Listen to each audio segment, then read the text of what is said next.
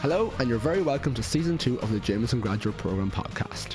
This is a 6-episode series focusing on a different part of the Jameson International Graduate Programme each week. These episodes aim to share insights onto how the programme supports you both professionally and personally from both past and present brand ambassadors. You'll get to know all about that serious character we look for in candidates. And in this episode, I'm delighted to be joined by Paula Phelan, our Philippines brand ambassador. Paula will be talking to us all about staying connected, the power of peer-to-peer learning. Paula, how are you? Hi, good, thanks. How are you? Good. Paula, a fellow brand ambassador, a fellow year 3 of the programme. How does it feel? We're on our 3rd year. I feel old. No, I'm joking. It's good to see you. It's been a while. I know. You don't look old. Oh, thanks. Look great. Oh, charming. But yeah, no, it feels like a long time ago when we started on the programme. So much has happened. Yes, so little has happened. We've been in lockdown for a lot of that. But no, it's been fun. And Paula, we're here to talk about, I guess, peer-to-peer learning. Yeah. And staying connected. But I guess I want to, before going into the topic itself, I want to talk a bit about yourself. Yeah. What is your background before you joined the Jameson International Graduate Programme? Okay, so my name is Paula. I'm 28 and I studied business with French in WIT, Waterford Institute of Technology. So I'm from Waterford, from the sunny southeast. And yeah, loved my course, loved business. I specialised in management, but I always kind of had an eye for marketing, and I was stuck between the two streams in final year when you have to stream into either of them. So yeah, when I left college then, I didn't really know what I wanted to do, and I started working on the promotional team at a radio station down in the southeast called Beat 102 and 103. So I was working there for a while, and it kind of just snowballed a bit, and I ended up on air for 2 years, which was really fun. So I loved that. And then the Jameson International Graduate Programme is something that has always popped up, whether it's been online or even just hearing about it from other people. And I had my eyes on it since college, and then the radio thing kind of just went, and I just went with it. And I was like, no, do you know what? I want to go back and apply for this. And I think the radio side of things definitely helped me, brought out my confidence. I also shed layers of my dignity on social media for that radio station. So when it came to making the video, when it came to making that video for the application, it was a walk in the park. Which is funny because I guess, look, we talk about it often, but the video is what scares people the most. But it turned me off. When I remember helping my friend in the library in college plan out his, and I helped him record it, and he's like, right, now let's do yours. And I was like, no. I chickened out completely, and I don't know why, because I'm not necessarily shy, but I think you feel like you've nothing to say. But then when you sit down with a pen and paper, you realise how much you've been involved in, how many, I don't know, from anything like clubs, societies, everything, to even just like hobbies and stuff. If you take a pen to paper, you'll be surprised what you come up with. And then people video as well, like, I mean, we talk about what we look for in the graduate programme. Is we want people who are willing to step outside their comfort zone. Exactly. And if making a video is in your comfort zone, exactly. There you go. There's step one. So you applied for the programme? Yes. Back in 2018 we applied? 2019. Well, started the application in 2018. That's when we would have. And then the 2019 was the January. Yeah, okay, well, maybe all you these started years, it in 2018. I was very late to I decided, like, I was very last minute because I was working full time in a job for the last 3 years. So I was like, God, do I want to go back? And I was like, no, I do. So I knew I really wanted it. So I was a bit, late to the party with the application. But no, I got it in, and yeah, we both were accepted in 2019. We brought out in 2019. I remember your presentation on Mrs. Finch. Is that her name? Mrs. Hinch. Mrs. Hinch, and you came up with the rubber gloves, and you talked all about how that was your innovation one, wasn't it? It was all about how innovative she is. A person, place, or brand that you think is innovative. And I remember I had the rubber gloves, a duster, an apron, and I was trying to put the apron on. I thought you were a cleaner for Irish Distillers for a second. I was like, gee, she picked the wrong time to go cleaning. Well, I was sweating going up. I was so nervous, especially with the rubber gloves and everything. Of course. But yeah, no, you just kind of have to put yourself out there. I also, before we go back on track into the topic of the episode, I remember Aoife Geraghty, shout out to Aoife Geraghty, speaking of sweating, I know for her 2-minute presentation, she wore 13 t-shirts. Oh, I remember that. She wore 13 t-shirts, and I remember the morning off, it was quite a warm morning, and we walk in, and this girl was wearing this massive, like, puffy jumper, and I was like, is she not roasting? Little did I know she had another 13 jumpers on 13 t-shirts underneath. I would have passed out before the presentation. Surprised she didn't. But yes, so you did the application process, and then you were told you got the program. Where was your first year? I guess 2 years of placement. So I was sent to Indonesia, and I had never been to Asia, let alone Indonesia or anything. So it was landed in Jakarta, and it was definitely a culture shock, but an amazing one. And I was there for 2 years then in the end. What was those 2 years like for you? I guess what was your role over there? And it just so Jameson in Asia, but in particularly in Indonesia, is quite new, or like young, shall we say. So getting that brand awareness and kind of like share mind, getting people talking about the brand is still in the early stages. So we had to do a lot of like groundwork, a lot of brand education. I think I trained probably every bartender in Jakarta. And that's well over, I'm going to say 2,000. Okay. More probably. Brand education was key, but it was a great way of getting out there and meeting people as well. So it really helped me kind of get to grips with the industry that I was working in over there, because hospitality is different in every country.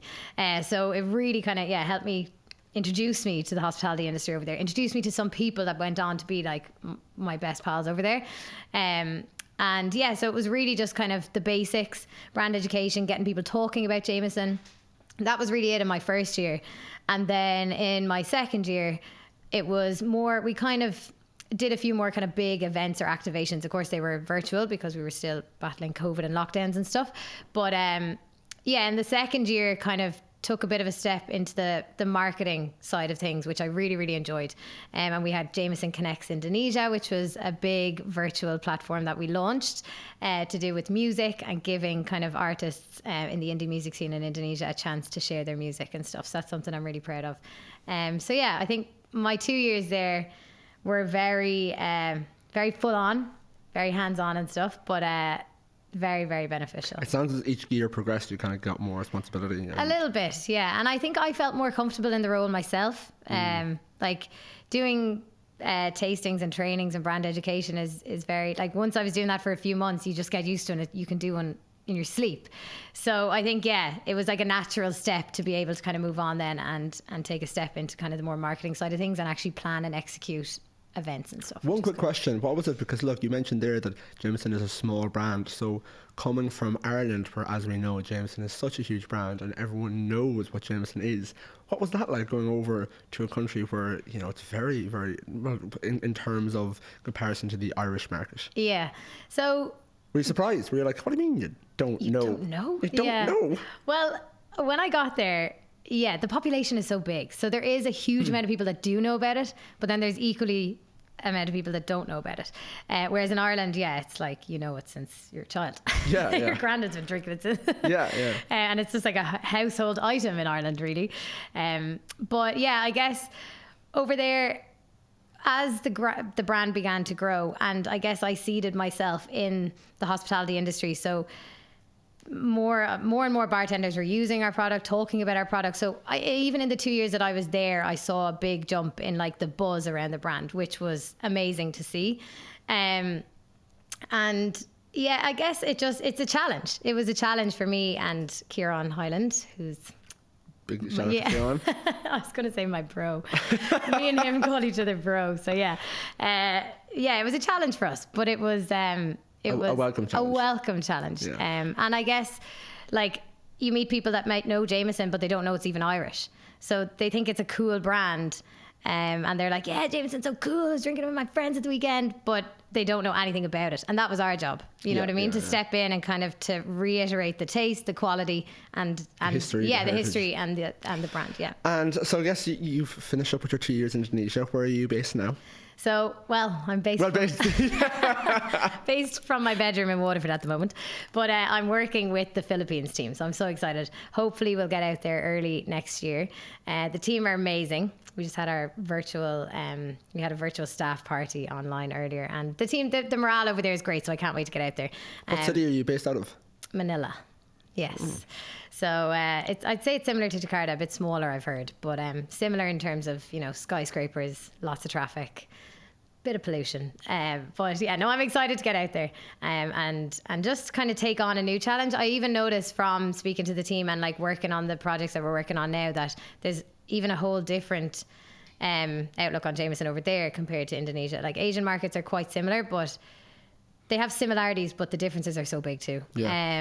And yeah, so I'm looking forward to kind of getting out there and to really getting to know our local consumers out there more so, because I kind of took for granted that I knew Indonesia like the back of my hand, and I knew our target market in Indonesia. So yeah, I have to put a bit of a different hat on now when I'm going over there. Great, it's nice to get that new experience though. Yes. And you probably feel more confident going over after your 2 years. Definitely. And we talk about confidence, and I guess confidence, and we talk about growth in the program, and you're here to talk to us today about, I guess, staying connected and peer-to-peer learning. Yeah. Do you want to talk to us about that and how, I guess, that has helped you in the last 2 years in your program? Yeah, so definitely, like, my biggest inspiration on this program is other brand ambassadors. Like I rely on like chatting and discussing ideas and seeing how other people do things in other markets so much when I'm doing my job wherever I am. So when the grad team were setting up like an actual official program, like a peer-to-peer mentoring program, I was like, well, yeah, sign me up straight away, because I do that anyway. Like I reach out to everyone and get ideas from them anyway. And for people listening, I guess that mentoring program falls under our learning approach, which is 70-20-10 learning model. And if anyone wants to know a bit more about that, or the whole Distill Your Own Success model that we have, you can listen to episode 5 of season 1, where we had Anna Angola, who went into great detail about that. Yeah. But this falls under the 20% of learning. Yeah. And sorry, continue. So yeah, no, it's 20% social learning. So yeah, Yes. like from each other. So yeah, when they were setting up that official mentoring program called Better Together, I couldn't have signed up quick enough. And What is the program that? so basically the grad team paired us second years, we were at the time, with a... You make it sound like it was like 10 years ago. I know.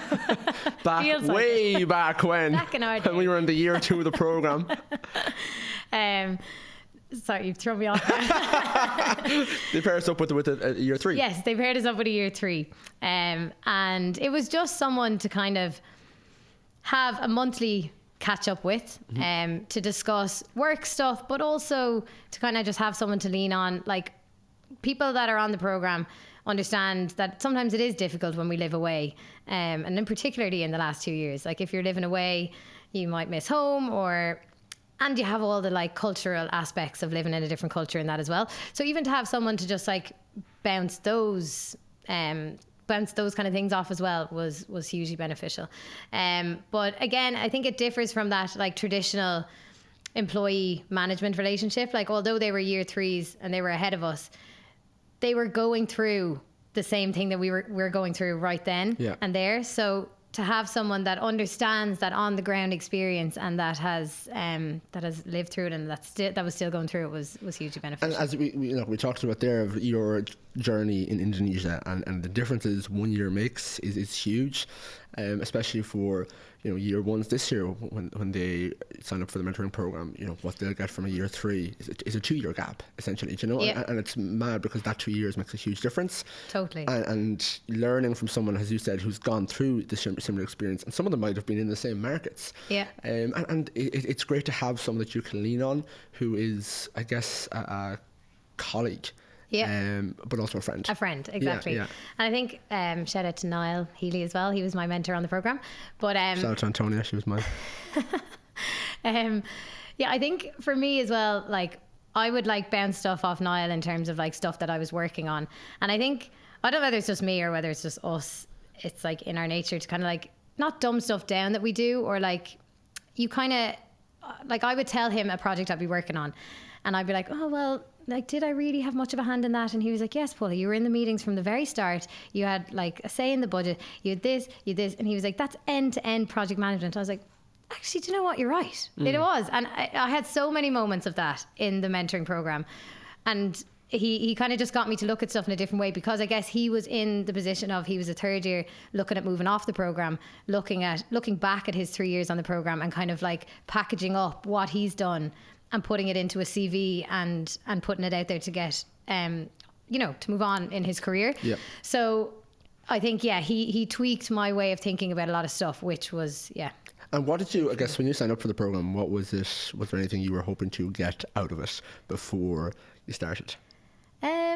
I think I'd heard a lot about like mentoring programs, like or like, you know, I'd hear, oh, he's my mentor, or she's my mentor in terms of career, but I've never really experienced like a packaged program like that, if you get me. So I know there's like lots of trainings and stuff to be a mentor or a mentee, and sure, we had very good training from Yvonne in Harvest before we set out on our mentoring program, which I found hugely beneficial even before going into it. So I guess even when signing up for it, yeah, okay, I wanted that mentoring relationship, but I also wanted to see how a mentoring program worked and what that relationship was like officially, you know, that kind of way. So yeah, and I think having that session with Yvonne from Harvest beforehand to kind of speak to us about, you know, what's expected from a mentor and what's expected from a mentee. Like, I never knew that usually going into those sessions, like the mentee is kind of supposed to drive. I never knew that. Yeah. I thought the mentor would just shower you with loads of advice and confidence and whatever. But I didn't think I thought the mentee was just like, yeah, cool, yeah, nice. Yeah. But like, no, it's totally driven by the mentee, because I guess it's like what the mentee wants to get out of that session, and that changed my whole outlook going into it as well. What did you? Is there anything you learned about yourself from doing it? Ooh. Because you're already great, so what else did you learn? Oh God, that's a tough one, Pod. I think and again, going back to Yvonne from Harvest, I'm shouting her out loads, but she said to not be afraid of, like, if we set out an agenda for a session, like, don't be afraid to stick to it. And I would be kind of someone that would just be like, oh, we'll just do that in the next one. Or whereas I tried to be really rigid. Like, if we said we were going to speak about something, me and Niall, if we said we were going to speak about something in the next session, and we did, and then it was going down through it, and I was like, I was confident enough, and I was like, right, no, I want to get this out of it. That I'd be like, oh, Niall, actually, can we go to this next? Now we need to move on because we have this on the agenda. And that would never be me. I'd just let things flow as they go. Whereas I think when we had the opening session to kind of let us know how this program is going to work, I think it really just kind of structured it in my mind, and I went into them a bit more structured. I guess you could say it made me a little bit more organised. And have you, like, has it helped you? I'm not going to say post mentoring program. Yeah. Well, yeah, post mentoring. Like, has it helped you in the kind of your day to day of the job? I guess, yeah. Like, in terms of like having an agenda and knowing what you want to cover from a particular session, yes, because that is something I found in Indonesia as well. And again, you're working with different cultures and stuff, but they're very laid back in Indonesia. So they could be like, oh, we'll talk about that next week, and I'm like, it's only Wednesday. We can talk about, you know what I mean? Like, they could be like, we'll talk about that next week, and I'm like, but no, we're 2 days left in this week. Why do we? So yeah, I think it just made me a bit more rigid in terms of, I am a person that likes to go with the flow, but now I'm particularly like, right, no, we need to get through this. But you also had, I mean, that's part of the mentoring program. You also had another mentoring session with a very important person in the company. A VIP, Conor McQuaid, who's the CEO of Irish Distillers. And you had an hour mentoring session with him. Yeah, that was amazing. Even I thought it was a half an hour, and then I remember they told me it was an hour. I was like, oh my God. But no, it was really cool. So at our Global Ambassador Summit, of course, that's another kind of part of our learning on the program, that happens every January. So back, is it? Yeah, just the one just gone in 2020, GAS 2020. They officially launched our mentoring program, Better Together. And as part of that, one of the prizes was a 1 hour mentoring session with Conor McQuaid. And I was lucky enough to win that. And I'm not going to lie, I was really nervous. I was delighted when they told me, and then I was almost like, oh God, I don't want to do it.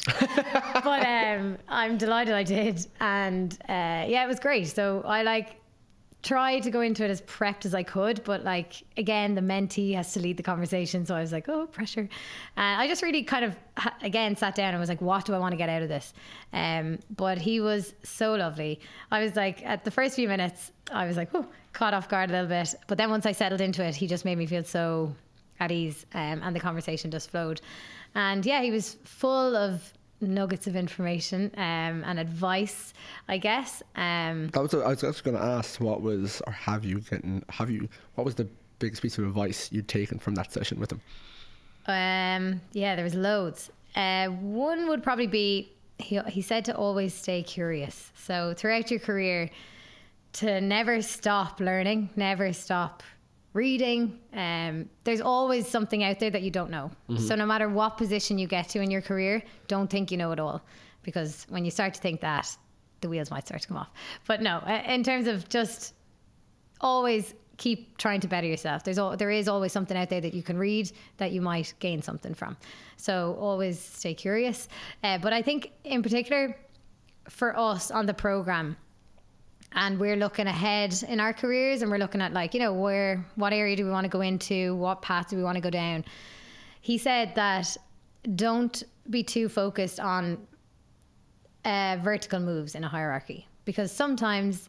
You were praying there for a second. Yeah. Please, God. No, he said sometimes that a horizontal move across an organization's hierarchy can be just as beneficial. And I think for us, sometimes we can fall into that trap of like, we're constantly looking up because we're on a graduate program and the next step is naturally off the program and kind of up in our career. Yep. So again, don't kind of lose sight of what's happening on either side of you. Don't always be looking at moves up a hierarchy, that in terms of a move to a similar role that's still on your level can offer you like a wealth of new experiences and skills. And that, look, we bring it back to the graduate program, and we talk about the experience you get, which is, and your first example of a completely different culture. Yep. And sometimes those horizontal moves could be to another country. Exactly. And the value you will get from working in a different culture, understanding a different market, can bring almost way more than going vertically without understanding the other markets. So great piece of advice from Connor. Fantastic. Yeah. I guess talking about, look, you've had two great mentors. We're launching the mentoring session this year at GAS. Will you be a mentor? I'm sorry. Definitely. Yeah, will you be a mentor? Will you? I thought you were going to say something else there. I'm joking. Marry me? Maybe. Joking. Same. Put the ring away, Shane. Put the ring away. Yes. Yeah, I'll definitely. Yes, Podge. Yes, I'll definitely be on the mentoring program. Sorry to disappoint. Like, are you excited, like, to kind of, I guess, bring your experience from, you know, Connor and Niall to someone else? Yeah, definitely. Definitely. Because I just see how beneficial it has been for me and how much I recall on the little things that they've taught me, and to be able to pass that on to someone else. Yeah, definitely. And do you hope to get anything from being a mentor? Again, I think it's just, like I said at the start, it was kind of framing that mentor-mentee relationship for me in my head, and putting a bit of structure on it. So it'll be nice to see it from the other side, I guess, and like let the mentee kind of lead where they want to go with it and what they want to get out of it. And again, it's just a chance to like practice my, you know, this is our agenda, this is my organizational skills. No, I'm kidding. But yeah, I think it's just seeing it from the other side, and helping someone, I guess. Look, there's a lot of other peer-to-peer learning in the program as well. Like, you know, on the job is probably one of the most biggest things. You're a manager in the trade that you work with. But then, of course, we have the WhatsApp group too, which is our staying connected WhatsApp group. And, you know, you talk about there that you learn so much from being in touch with other brand ambassadors, and that's how we stay in touch with each other. You know, it's throwing suggestions into the WhatsApp group, giving, you know, Michelle a big whoop whoop. She loves the whoop. She loves the whoop whoop. But yeah, like we do have other ways to learn for peer to peer, not just through the mentoring session, but you know, we're constantly learning from one another. And that's a massive resource for me, especially when I was so far away in Indonesia. And that's the name of the WhatsApp group. I don't mean to sound cheesy, but it's staying connected, and that's exactly what it did, especially when I was so far away, and I'm constantly writing in that saying, guys, has anyone done this kind of activation before that could give me some ideas, examples, just to even give an example for St. Patrick's Day in March that we're looking ahead to in 2022. I'm working on the plans with the Philippines team at the moment, and we're looking at doing like a streetwear collaboration. And I know that so many markets have done some amazing streetwear collaborations. So I was on to Nadine in Uganda, and she sent me over some photos and stuff. So yeah, I've gotten, and Alan in Kenya and a few other people. So yeah, it's like pulling on those examples, because there's amazing stuff happening in other markets. We don't just have to operate on our own, you know what I mean? Exactly. Paula, thank you very much for we're not finished yet with some quick fire questions, but I do want to thank you for, I guess, your insights into the peer-to-peer learning. No problem. And staying connected. It's always great to hear firsthand of what you can learn through the program, through those, you know, initiatives that are set up as part of Distilling Your Own Success. Yeah. Okay, Paula, some quick fire questions to finish off the podcast. Okay. Question 1, one word people would use to describe you. Oh, chatty. Married, maybe? To you. Sorry, now. engage, and then say a word in another language. Makasih means thank you in Indonesian. Or Bahasa. Did you learn much Bahasa actually? A little bit. Sedikit. No, well, Small bit. I don't know what that means. Small bit, so small saying it bit. to me, I'm not going to go, oh yes, of course. One place you want to travel to next. Oh, it'd have to be the Philippines. Fair. I don't think you have a choice in that one No. either. I'm heading there. 3 words to describe the Jameson International Graduate Programme. Okay, so I don't know if this is a bit of a cop-out answer, but can I say an amazing experience? I mean, you can say whatever you want. No, that's a good one. I like that one. And favourite part of your job? Oh, it's definitely meeting people, the people that I've met through the programme and in Indonesia and along the way. Definitely. Lovely. I think people is quite a popular one, which our job, to be fair, is All revolved. people. Kind of the industry is revolved around people, you know? Exactly. And then 2 questions, top of the head. 1, favourite memories thus far on the programme? Ooh. I'd have to say induction. When we first came onto the programme, I just feel like you're walking into a room and it's so exciting and you're like, where are you going? I'm going here. And what are you? Yeah. So I just think those whole 4 weeks were just so immersive and so fun. Yes, I would agree. And it's great. It's great meeting people who you're friends with still to Exactly. this stage, you know? Yeah. And no matter how far in the world you are, you still kind of meet up and you've got gas and, you know, it's We lovely. just had such a laugh. And final question, someone's thinking of applying to the programme, but they're like, whether they're worried about the video or they're a bit on the fence, what would you say to them? Oh, do it. What's the worst that could happen? You know what I mean? Like, if it's a no, it's a no. Like, just do it. If you don't apply, it's still a no. Exactly. Do you know, because you haven't applied. Whereas Exactly. if you do apply, it could always be a yes. And I'm proof of that. I waited for a few years after college, sat on the idea, toyed with the idea, and eventually did it, and I don't regret it at all. So, Well, Paula, thank you very much for joining us today. It was a Thank pleasure you. having you in the studio. Best of luck when you go to the Philippines. You're going to Thanks. do absolutely amazing. I have no doubt. will you come visit me? Well, Well, we're married now. You'll have to. we can get married like, you know, in like an island somewhere along the Philippines, like Yes. really exotic. Yes. No, Paul, I want to thank you very much for coming to the studio and talking to us today. And from all us here in Collaborative Studios and the Jameson Graduate Programme, we will talk to you next time. And thanks so much to Paula. On the next episode, we'll have Tendai O'Connor, who'll be talking to us about a sustainable mindset. See you next time.